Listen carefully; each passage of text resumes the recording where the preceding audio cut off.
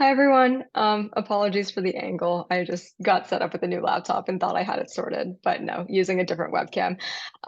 Okay, anyways, thanks for having me. So today I'm going to be talking about my job market paper where I develop a scalable approach to compare the addictiveness of product categories, and I'm going to be applying it to the question of are menthol cigarettes more addictive? Okay, so first I want to give you a little background on why we might care about making cross-category comparisons of addictiveness. So I probably don't need to convince you that smoking is a large public health issue. Smoking is the leading cause of preventable deaths in the US, killing over 500,000 people each year. And because smoking is such a large public health issue, in 2009, Congress passed the TCA, which gave the FDA the authority to regulate the tobacco industry, in the hopes that some of those regulations might help discourage use. So one of the first acts of the TCA was to ban all flavored cigarettes, which were believed to be more addictive than non-flavored cigarettes. However, due to efforts by the tobacco industry, menthol was excluded from this ban. So menthol is just a mint-flavored additive that's believed to sort of alleviate the harshness of smoke, reduce coughing, and so on. And menthol cigarettes make up around 1/3 of the market in the US.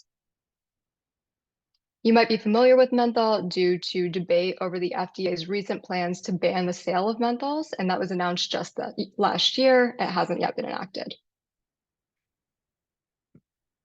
So why is there debate surrounding this proposed ban?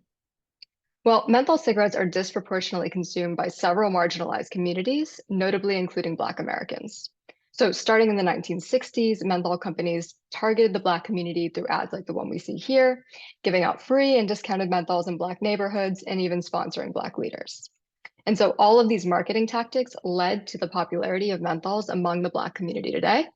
And that's why the proposed ban is so controversial. It's sort of causing people to question, why is the FDA just targeting products that are purchased more by Black people? So proponents of the ban argue that it would benefit Black people because menthol cigarettes are more addictive. Meanwhile, opponents of the ban sort of evoke preferences, and they argue that menthol cigarettes are simply more preferred, and therefore a ban on menthols could be considered discriminatory. And so motivated by this, in this paper, I develop a framework and a novel identification strategy that can give us some insight as to whether menthol cigarettes are actually more addictive than non-menthol cigarettes. Now, I'm by no means the first person to look into the properties of menthol. So since the omission of menthol from the 2009 flavor ban, there's been an abundance of research, including analyses of survey data, lab studies on rats, and neuroimaging studies. However, much of this research focuses on sort of the downstream consequences of addiction without trying to understand what's driving the consumption choices themselves.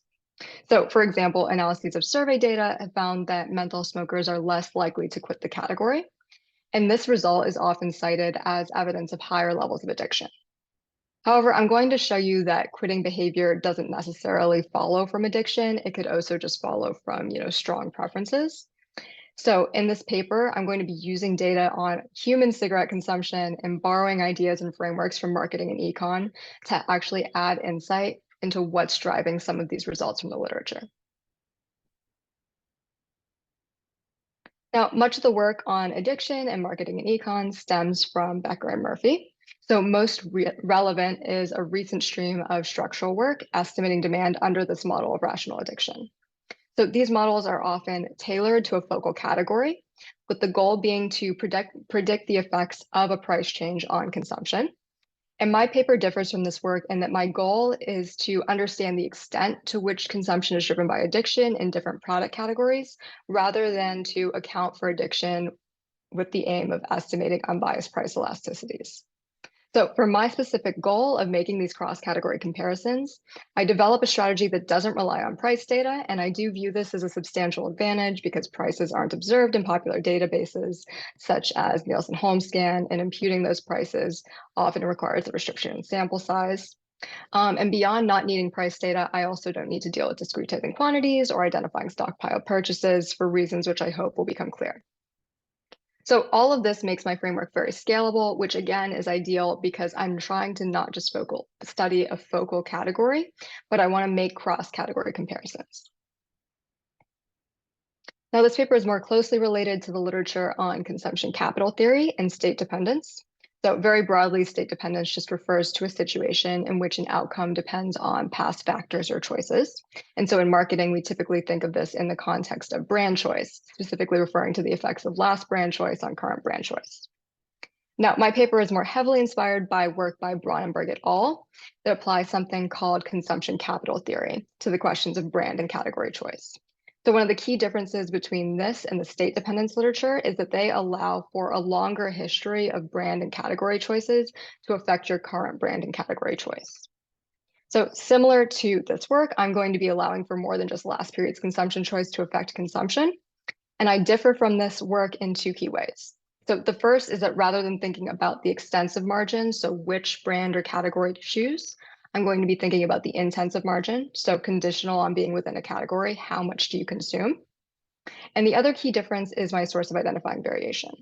So these papers use category-specific sources of variation, such as historic or geographic variation in supply. And this isn't ideal because, again, we want to make cross-category comparisons. So we want variation that we can find in multiple different categories that's going to allow us to do that. So I'm going to be using a more broadly available source of variation, which I'll get to in a second. Okay, so this paper has two main contributions. So as I said, the literature hasn't yet developed a way to easily compare addictiveness across categories. And so I'm developing a simple dynamic model of consumption that's going to let us do that. And I'm providing a novel new identification strategy with variation that can be found in most product categories. So I'm going to be looking at quitters. So all work that's trying to identify the effect of past choices on current choices has to deal with the fact that both of those variables are correlated with preferences. And so we need something that's going to help us disentangle those. So I'm going to tell you a lot more about this later, but for now, I just want to emphasize that I'm not going to be comparing quitters to non-quitters because those groups definitely vary in many unobservable ways as well as observable ways, but I am just going to be comparing people who quit for different lengths of time. So I'm going to be using that variation in quit length to try and pin down these parameters of interest. Now, the second set of contributions are to the ongoing debate over whether the sale of menthol cigarettes should be banned in the US. So as I said, much of this ban relies on the premise that menthol cigarettes are more addictive. And while I surprisingly find that menthol cigarettes are not more addictive than non-menthol cigarettes, I also find that menthol cigarettes might be easier to start. Menthol smokers progress to regular use more quickly and have a harder time quitting the category. So you may be looking at this list and saying menthols are easier to start, harder to quit. What do you mean they're not more addictive? Well, I hope to convince you over the course of this talk that while those behaviors are certainly related to addiction, they're technically and meaningfully different than the economic definition. And sorting these things out sort of helps us understand how do we help people make quit attempts and how do we regulate these different categories. Okay, so now I'm going to walk you through my model of consumption, but I do want to pause to see if there are any questions. Anna, looks like you have a question. Yeah, I guess I was just curious. You mentioned the policy debate around like the proposal to ban menthol cigarettes. I'm curious, given your read of how the policy is discussed, does it seem like policymakers have the economic definition of addiction in mind, or are they thinking about addiction in a different way? I think policymakers are sort of thinking about downstream consequences. So they're thinking about the higher incidence of tobacco-related deaths among Black Americans. They're thinking about the lower quit attempts. They're thinking about things like that. But then sort of the anti-ban camp is evoking these preferences. So they're evoking things like autonomy and is it discriminatory to, only restrict the autonomy of a marginalized group of people? And so I do think the two camps are talking, in different languages, but I think it's important to separate those things. That makes sense? Okay. Ksuke? Yeah, just a clarifying question. You said you're not relying on the price data, but I was just wondering, which category, non-menthol, which category is more, expensive? So as of right now, it seems like they're around the same price. Historically, menthol cigarettes were cheaper in Black neighborhoods and non-menthol cigarettes were more expensive in Black neighborhoods. And that's just part of sort of the targeting that they were doing. But it seems like they've sort of equalized. Okay. All right. Maybe, so Julia, yeah. Just quickly at this stage, and I'm sure you'll talk more about this, is going to Anna's question, just see you frame it and talking about the addiction in economic terms. Wouldn't if you just show these results to regulators and you said, look, these menthol cigarettes are easier to habituate, would it raise similar red flags for them as they're like not more addictive but easier to habituate? Like, why would I make a difference as a regulator? I think it's almost like a political question. So it depends, like a lot of people would view it as paternalistic if it's, you know, just policing something that people have preferences for. Whereas if they're addicted, you know, there's sort of the sense that you're helping them do what they ultimately want to do by quitting. I think a policymaker who's like, we just are worried about health outcomes down the road would still say, yes, let's ban menthols. But someone who's very worried about, you know, paternalizing might say otherwise. But so the way you'll define addictive throughout is just it's negative for consumer welfare. So it's like we exclude it would be a bit different from Becker Murphy because in their case they define it can be positive, negative, it can be anything. Positive. So then otherwise I'm still not sure I understand the difference because it can be maybe I'm that's exactly I'm rationally addicted to paternalistic to tell me I shouldn't be addictive. Maybe I like to be addictive to running. I'm not making any statement about whether it's positive or negative. Okay. I'm just sort of saying, yeah. I'm just saying some people might be okay with banning something that people are addicted to, but not something that they just choose to consume out of, you know, pure preferences, whereas other people might not be. So it's just sort of the politics of the debate. Okay. So what does it mean to be addictive? So in economics and marketing, we consider a good to be addictive if an increase in past consumption raises current consumption. So my framework is going to be based on this definition of addictiveness. So let's walk through this. Let's walk through a hypothetical consumer's first and second consumption experiences within a category, where C1 and C2 represent the quantity that they're consuming at each time. And I'm going to assume that individuals are endowed with time invariant preferences for how much to consume within a product category. So during that first consumption experience, before it's even possible for them to be addicted, the amount that they consume is driven entirely by these static preferences, mu. And then the amount that they consume contributes to something called consumption capital. So consumption capital is a term coined by Stigler and Becker, and it's an umbrella term for all the ways in which our past consumption could affect current consumption. So it encompasses both the psychological and the physiological aspects of addiction. Now, during a consumer's second interaction with the category, their consumption is, of course, driven by these static preferences, mu, again. But if the category is addictive, consumption is driven not only by these preferences, but also by the consumer's stock of consumption capital. So it's this effect of consumption capital on current consumption, which I'm going to be calling state dependence, that causes C2 to be greater than C1 for addictive or habit-forming goods. So in other words, I'm going to be saying that the category is more addictive and consumption is more state dependent. Now, outside of economics and medical and policy research, as we said, addictiveness is sort of more frequently defined in terms of associated behaviors. So menthol cigarettes are considered to be more addictive because research shows that they're easier to start, easier to habituate, and harder to quit. However, these behaviors, while they could be driven by state dependence or addiction, they could also be driven by preferences. And so I am making an effort to separate out these two concepts. So with that in mind, I'm going to translate my research question from are menthol cigarettes more addictive to is menthol cigarette consumption more state dependent? And going forward, I'm going to be referring to addictiveness and state dependence sort of interchangeably. And I will ultimately show you how the estimated parameters relate to the behaviors that policymakers care about, such as habituation and relapsing. Okay, so I'm going to be assuming the following functional form for the quantity consumed by individual I at time t. So consumption is a function of the static preferences mu and the consumer stock of consumption capital K, where my addictiveness parameter alpha is going to represent the relative importance of those two variables. So it's going to tell us if consumption driven more by preferences or by state dependence. Lastly, epsilon just represents an idiosyncratic shock incurred by individual I at time t.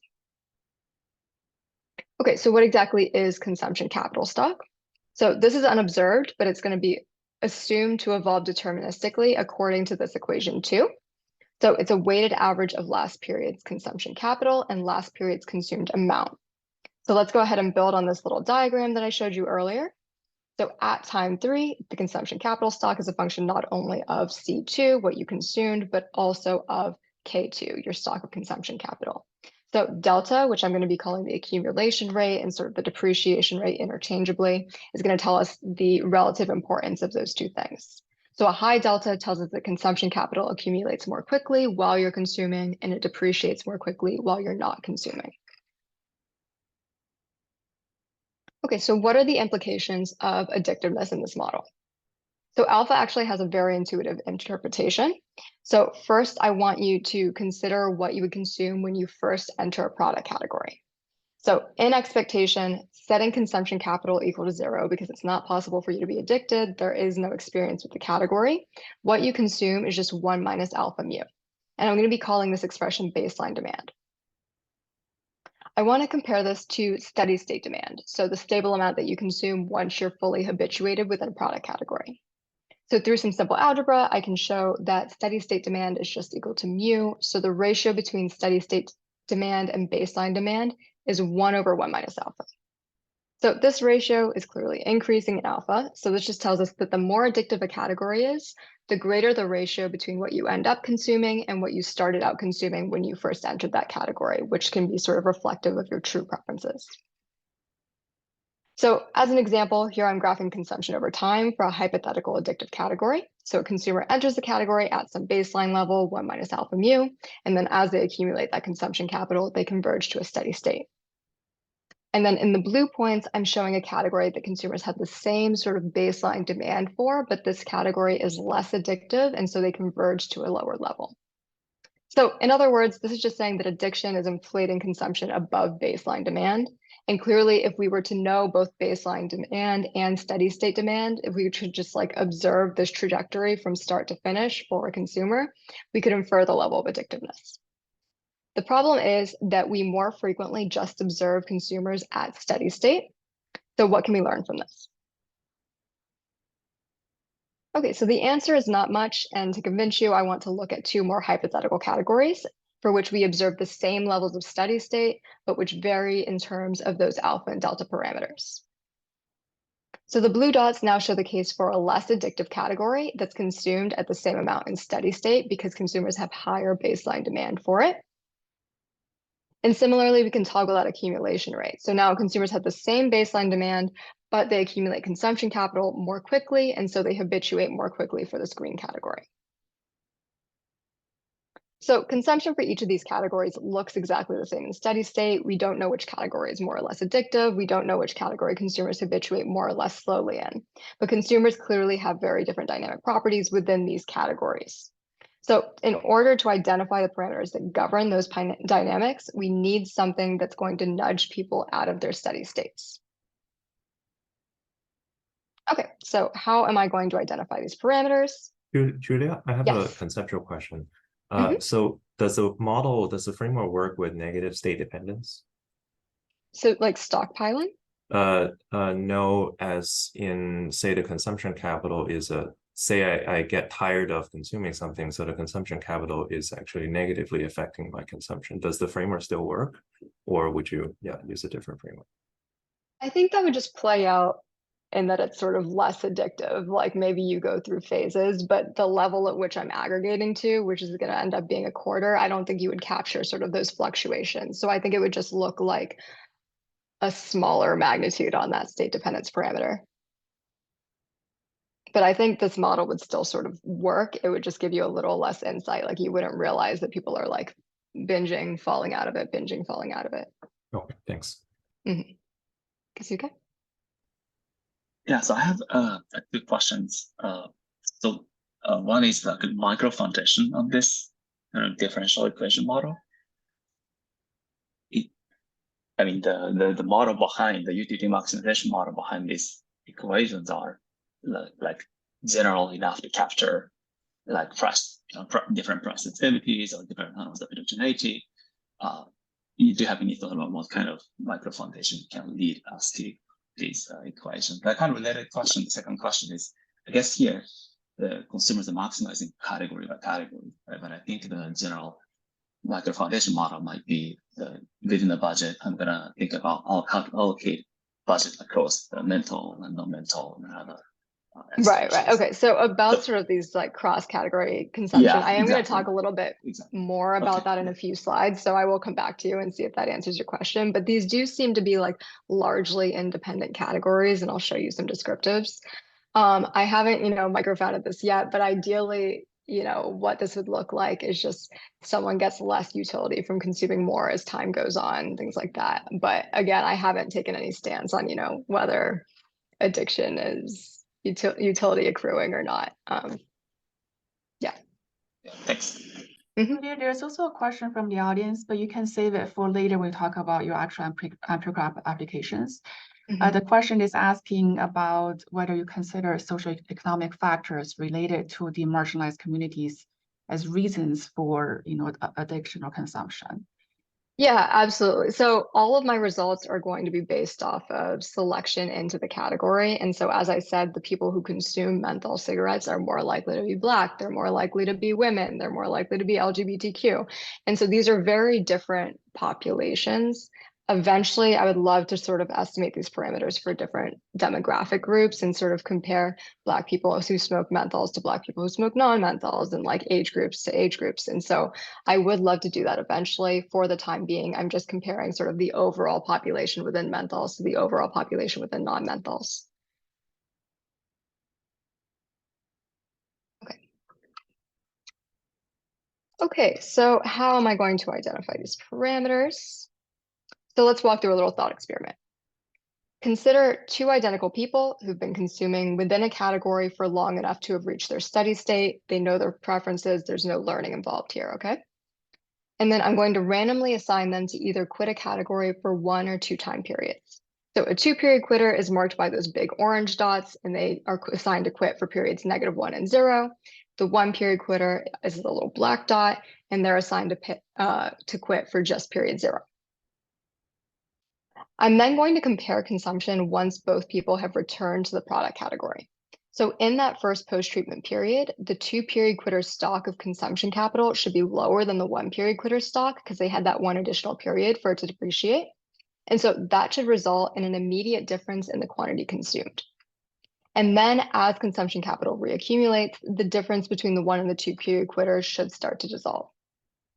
So it's this difference between the 1 and the 2-period quitters and the rate at which it dissolves that's going to allow me to identify alpha and delta. Okay, to make this a little bit more concrete, I'm going to walk you through the derivation by moment conditions. We're going to be focusing on the treatment effects in each period after the consumers have returned to the category.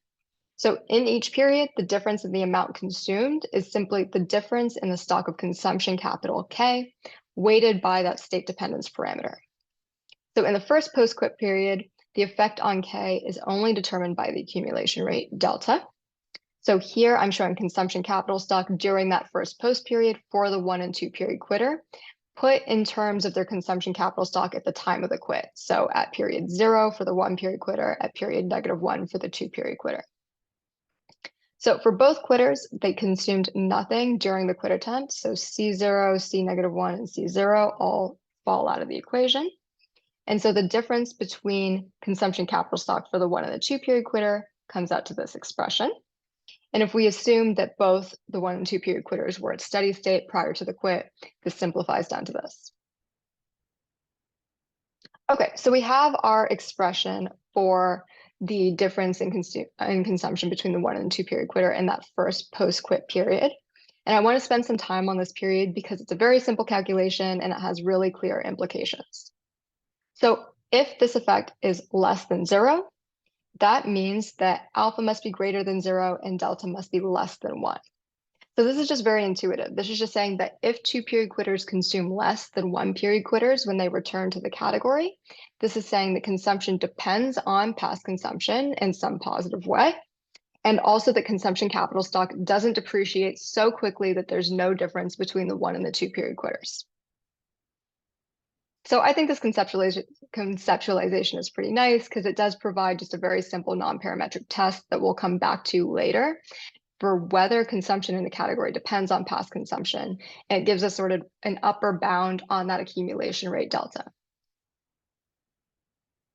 More generally, I can express the effect on consumption in each period post-treatment as follows. So it can be put in terms of alpha, delta, and consumption capital stock at the time of the quit. Yeah, Anna? So it seems like your identification really relies on this comparison of 1 to 2 period quitters. So are you effectively assuming that whether you quit for 1 or 2 periods is random? And do you have anything to sort of support that assumption? Yeah, we're going to talk a little bit more about it later. Obviously, like making a quit attempt is not random, but I'm sort of hoping that quit length at the margin is, and I've done some tests to see whether that's plausible. So I've ruled out that, a 2-period quitter is more likely to have quit because they were pregnant or because they got a diagnosis, because these sort of shocks that would nudge you into a longer quit attempt would also persist after you relapse. So that would be, a problem. But I am definitely trying to make these differences in quit lengths narrower, at which point it's sort of more plausible that that's random. Kasuke? I mean, the same question as Anna, but I guess also you need to assume that, there's no inventory or something like there is no other systematic difference between, two Right, over time. Yeah. So I compare pre-quit levels of consumption, or I guess purchases aggregated up to the quarterly time period, and those look the same between 1 and 2 period quitters. So they're consuming at the same level, and they're sort of tapering off at the same level as quitters tend to do, or at the same rate. So just to clarify, by quitting, you just means that if I see this panel setting and this person didn't buy this period, is that what essentially would tell you this person tried to quit for this time period? Right. So I aggregate up to a coarse enough time period where I feel confident that if I saw them purchasing for 6 periods before and then I don't see you purchasing, I'm going to call that a quit attempt. And then I further sort of rule out people that I see buying enough in that first or in that last pre-quit period that they can continue consuming at the same rate as they were before. So I'm trying to get out people that are, still consuming from their inventory. Does that make sense?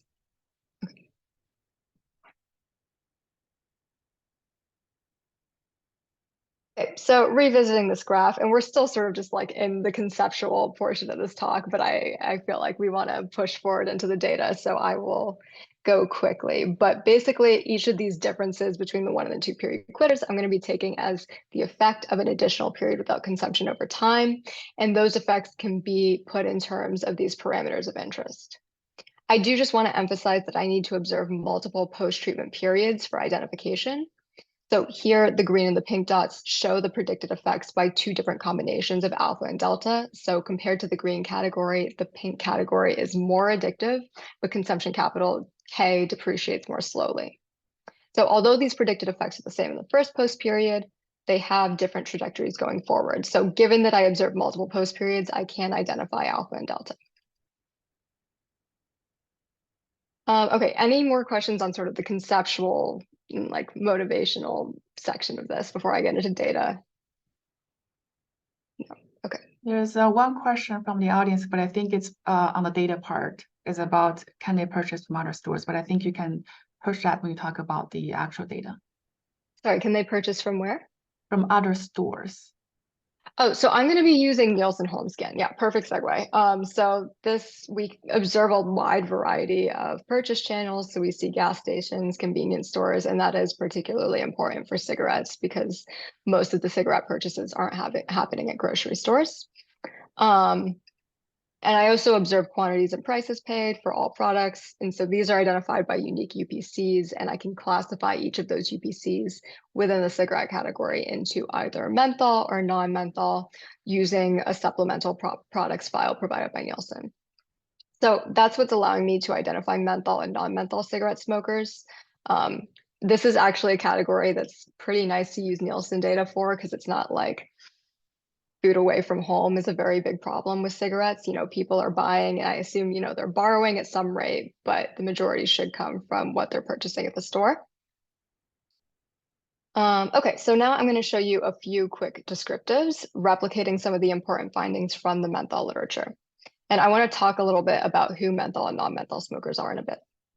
So I replicate the finding that menthol smokers are around, or that menthols make up around 30% of the overall cigarette market. And I also replicate the finding that menthol smokers on average buy fewer cigarettes per week. So scaling this up, this comes out to around 6 packs a month as compared with 10 packs a month. And again, this quantity purchased per week doesn't tell us anything about addictiveness. I know some people may be thrown by the fact that menthol smokers actually buy less than non-menthol smokers, given that we think that it's more addictive. But again, we don't know what baseline demand is for either of these categories, and they sort of have different dynamic properties. Okay, so this is a graph that's found in a lot of papers sort of citing the danger of menthols. So I've recreated this by averaging the packs purchased in each category across all Nielsen panelists over time. And so as you can see, there's an overall decline in cigarette purchases, and most of that decline is coming from non-menthol cigarettes. And so the slightly slower decline of menthol consumption is taken as evidence of lower quit rates, which people interpret to mean that menthol cigarettes are more addictive. And so again, as I mentioned earlier, I want to emphasize that addictiveness does not directly translate from quit rates. Okay, so Kasuke, this is sort of getting into your question. So 27% of smokers do buy both menthol and non-menthol. And this is a little tricky because for this project so far, I'm thinking of these categories as independent. So here I'm plotting the distribution of non-menthol expenditure share, where a value of 0 means that the smoker exclusively purchases menthol during their time in the panel, and a value of 1 is exclusively purchasing non-menthol. And as you can see, there are these two huge masses at 0 and 1. So there's very few people that are actually like in the middle. People seem to dabble, but I'm going to be thinking of these categories as largely independent. But for the purpose of comparing these groups, I'm going to be splitting the households into those that do over 75% of their cigarette spending in one category or the other. And I'm going to be calling those like primary menthol, primary non-menthol smokers. Yeah, I was, a bit concerned. I'm not sure what you're going to do in the counterfactuals, but in the counterfactual, the consumer's choice, maybe if one is banned, then they want to switch to less addictive categories rather than just quitting altogether. Right. And there is some like anecdotal evidence that people who quit regular cigarettes will sort of use menthol cigarettes to do so. So that's sort of a problem. And I'm trying to rule that out right now. But that's work in progress. Okay, so I said before, there are very big differences between who these product categories are. So again, just emphasizing that all of these results are conditional on selection into the category. So we have that menthol smokers are more likely to be Black, slightly higher income, a little bit older, a little bit more educated, so on and so forth. So if we think that some of these characteristics are correlated with, propensity to be addicted, then that could be driving these results rather than some inherent property of the product category. But I do think that exploring consumption decisions conditional on category selection is important because that is the population that's being targeted by policies like the tax changes. When we're thinking about questions like initiation, I think that we need to be a little bit more careful about interpreting these results because, they have different baseline preferences than the people who are already in the category, things like that. So that's where I back off a little bit on, how generalizable these results are to people who are new to the category. Okay, so the analysis proceeds in 3 steps. I first am going to find a sample of consumers, the temporal, yes? Julia, just kind of back to the first question that the audience asked. Because of the demographics are different for these different products.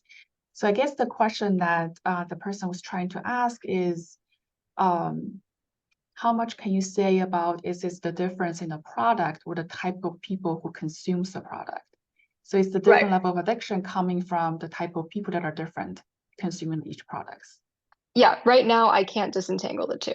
So eventually what I can do, and I'm working on getting the sample size up so that I can, trust these estimates, is I can estimate the parameters for menthol for a certain category of people and non-menthol for that same category of people. And I can sort of compare across the two.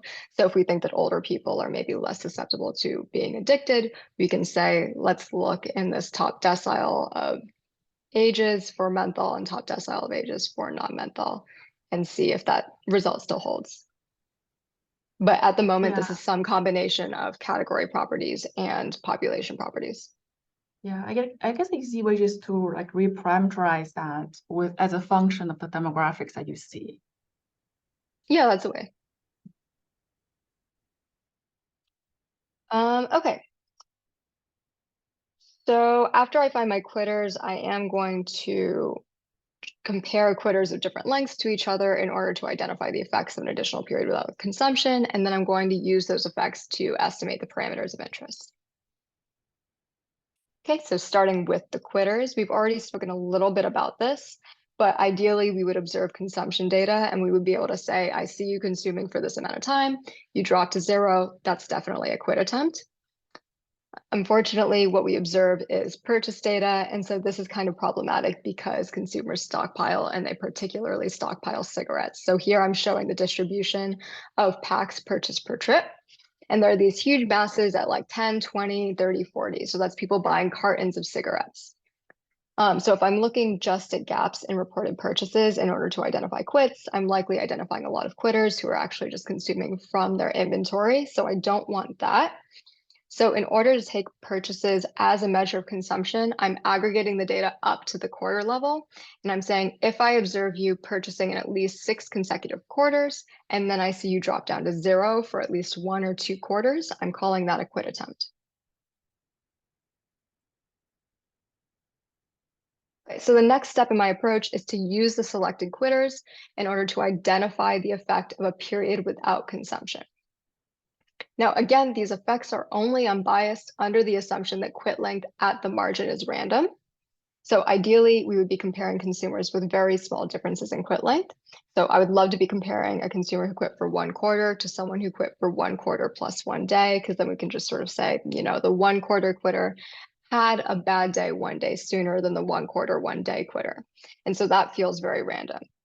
But there is a little bit of a trade-off between sample size and the plausibility of that identifying assumption, because, you know, the more granular I get with that difference in quit length, the more plausible the assumption is, but the fewer people I have that I actually observe quitting for that specific amount of time.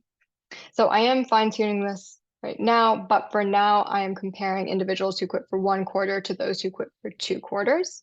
And at this level, for menthols, I have around 651 period quitters, 142 period quitters, and for non-menthols, I have like 1,201 period and 282 period quitters.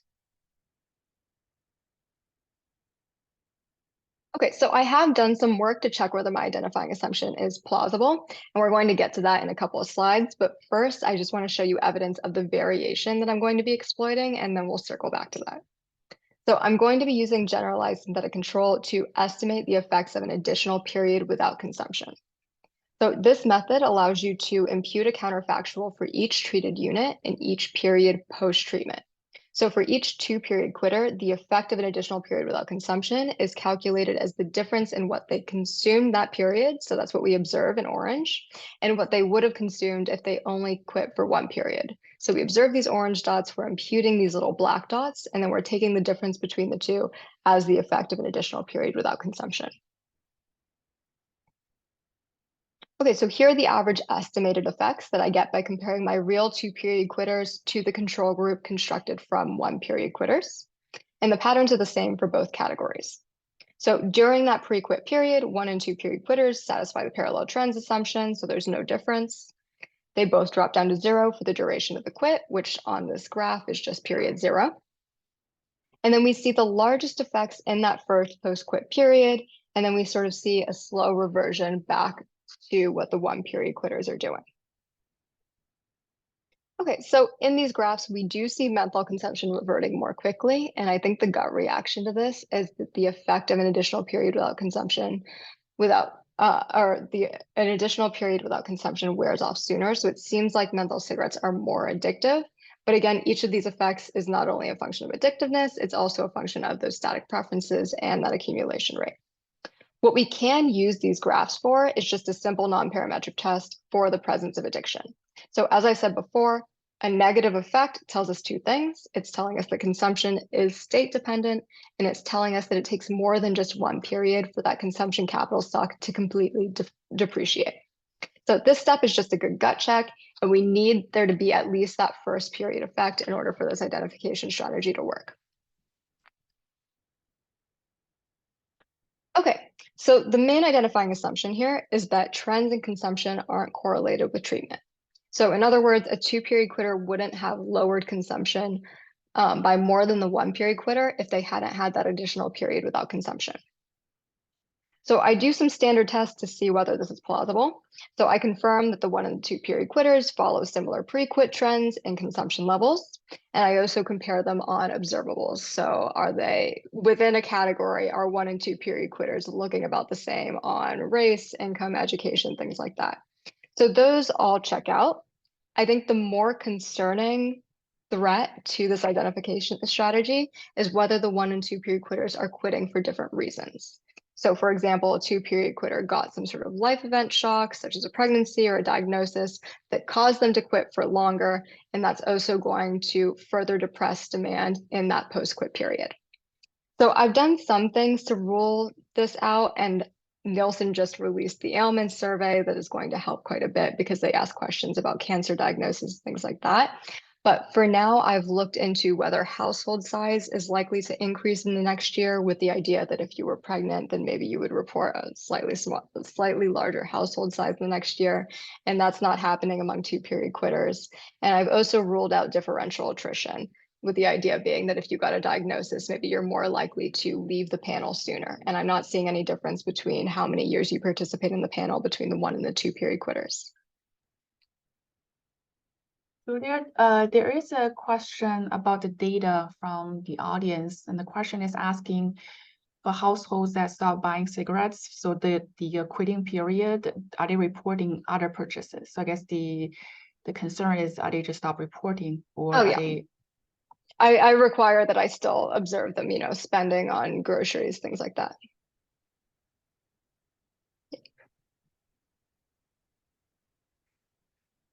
Okay, so far I've shown that 1 and 2-period quitters look very similar pre-quit, both in terms of consumption and demographic variables. And I've also ruled out that 2-period quitters are increasing their household size or leaving the panel any sooner than 1-period quitters. However, substitution to other products could be correlated with quit length. So for example, a 2-period quitter might have been able to quit for longer because they were purchasing e-cigarettes or quitting aids, and that allowed them to quit for longer. Say they're still buying those things in the post period, and that again is further depressing demand. So Anna?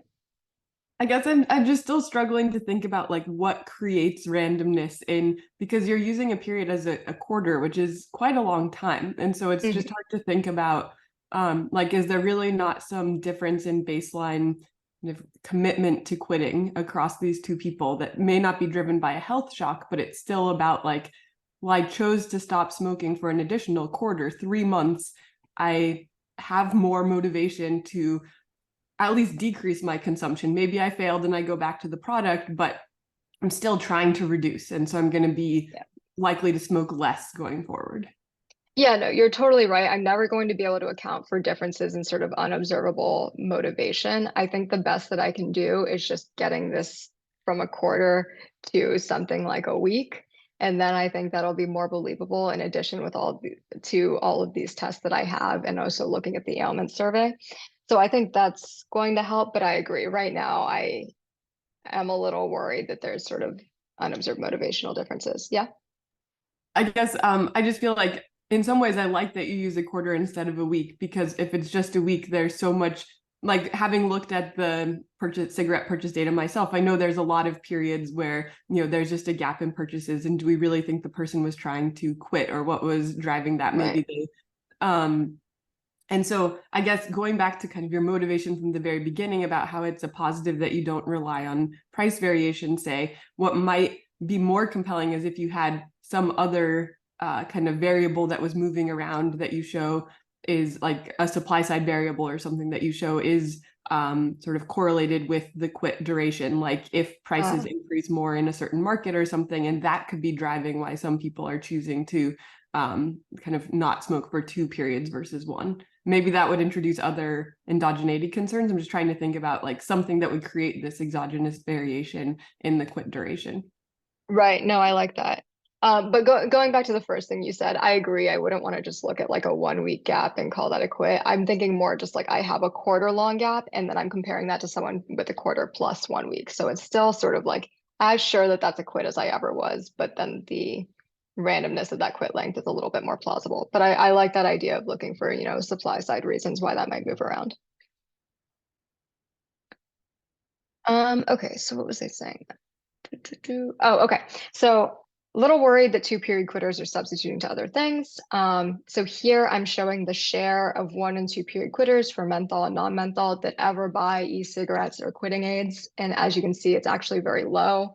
So it's something like 4 or 3%. So I have replicated these results, just dropping out the people who ever buy these products, and everything still holds. So last step is to estimate the addictiveness and accumulation rate parameters. So we want to find the parameters that minimize the difference between those effects that we estimated in step 2 and the predicted effects expressed in terms of alpha and delta in that consumption capital stock. So note these predicted effects are also a function of steady state value of consumption capital stock. So through some algebra, I can show that this is equal to just steady state consumption. So I just take their pre-quit consumption level for each quitter and this steady state value of K taken as observed. Okay, so here are the parameter estimates for each category. And surprisingly, we find that alpha estimated for menthols is less than that for non-menthol cigarettes, meaning that menthol smokers are not more addicted than non-menthol smokers. And remember that we can use just alpha to estimate the ratio between steady state consumption and baseline demand, which we don't observe because we have people who've been within the panel for a long period of time.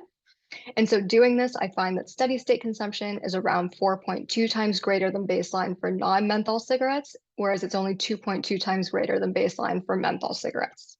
So in other words, steady state menthol consumption is less inflated above baseline demand than that for non-menthol consumption. Last takeaway from the slide is that the delta estimated for menthols is greater than that for non-menthols, meaning that consumption capital might accumulate slightly faster. Okay, so thus far, my results suggest that menthol smokers might be less addicted and have a higher accumulation rate. Menthol researchers have found that menthol cigarettes are easier to initiate and habituate. And they've also found that menthol smokers make more quit attempts, but are less likely to successfully quit the category. So I want to now talk about the extent to which my estimated parameters are consistent with these findings. So each of these findings relates to the probability of consumption at a different stage. So I translate these findings into implications for sort of the deterministic portion of demand. So let's first tackle the question of initiation. In which category are you more likely to consume given no prior experience? So again, setting K equal to 0, the deterministic portion of demand is just equal to baseline. So you're more likely to consume if you have higher baseline demand. Now, again, baseline demand is unobserved, so we're going to come back to this in a second. Next, I want to talk about in which category do consumers progress more quickly to regular use or habituate. So this just translates to how long does it take for consumption to converge from baseline to steady state demand. So that's going to be a function of the difference between those two values and the accumulation rate delta. Okay, so to illustrate these relationships, I'm going to show you a simulation of average consumption upon entering these categories. And we're going to work backwards from what we observe. So we observe menthol smokers consume around 16 packs less per quarter. So that's these values here at steady state. And recall that we derived the ratio between steady state and baseline demand as 1/1 minus alpha. So I use my estimated parameter to scale the steady state value and estimate baseline demand. So menthol smokers actually have slightly higher baseline demand. I'm predicting that they actually consume slightly more when they first enter the category. I then use my estimated accumulation rate to predict how smokers move from their baseline to steady state levels of demand. So because menthol consumption capital both accumulates more quickly and there's a smaller difference between baseline and steady state, I'm predicting that they habituate much more quickly. Okay, so we observe that menthol smokers have lower steady state demand, and that in combination with the lower addictiveness suggests that menthol smokers have a slightly higher baseline demand. So returning to our translation, this suggests that menthol cigarettes are easier to initiate. And again, because the difference between baseline and steady state is smaller, and because that accumulation rate is higher, I predict that they should be easier to habituate. Now let's look at the flip side of these questions where we're thinking about the decision to not consume. So I'm going to split this into two parts. First, the decision to make a quit attempt, and then the decision to relapse. So if we assume that quit attempts are made from steady state, then the likelihood of making a quit attempt is simply decreasing in steady state demand. So because menthol smokers have lower steady state, they should be more likely to initiate a quit attempt. And next, let's think about the decision of whether or not to relapse. So we can think about the likelihood of consumption for an individual that has quit for long enough such that their consumption capital stock K is equal to 0. So we're again thinking about baseline demand. So you're more likely to relapse if you have higher baseline demand. So again, we are confirming that menthol smokers should have a harder time successfully quitting the category. Okay, so although my analysis doesn't suggest that menthol cigarettes are more addictive by the economic definition, my results suggest many of the same things as the literature. And furthermore, I'm able to add insight as to what's driving these differences in consumption behaviors between categories. So, for example, researchers and policymakers have been baffled by these last 2 points, which seem to conflict. So beyond making more quit attempts, menthol smokers also tend to report less extreme withdrawal symptoms and have a harder time successfully quitting the category. So my findings can help us understand why this is. We can think about withdrawals as a compulsion to consume due to consumption capital stock. So that is, someone with no experience within the category should not have any withdrawals. And so those are increasing in that stock K.